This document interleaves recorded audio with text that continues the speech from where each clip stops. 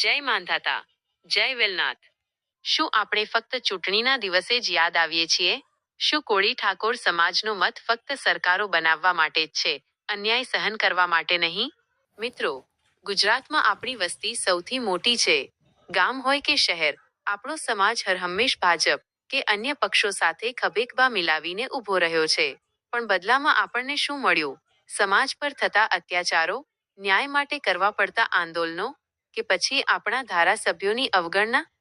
આપણા ચૂંટાયેલા પ્રતિનિધિઓને જ્યારે મંત્રીમંડળમાં યોગ્ય સ્થાન નથી મળતું, ત્યારે એ અપમાન માત્ર એ નેતાનું નથી, આખા સમાજનું છે.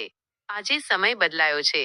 જો વર્ષોથી એક જ જગ્યાએ રહેવા છતાં આપણું શોષણ થતું હોય, તો આપણે વિચારવાની જરૂર છે. શું આપણે આમ આદમી પાર્ટી જેવા નવા વિકલ્પો તરફ જોવું જોઈએ? કે પછી એવી શક્તિ ઊભી કરવી જોઈએ જે આપણી શરતો પર રાજનીતિ કરે? હવે આપણે વોટ બેંક નહીં, પણ પાવર સેન્ટર બનવું પડશે.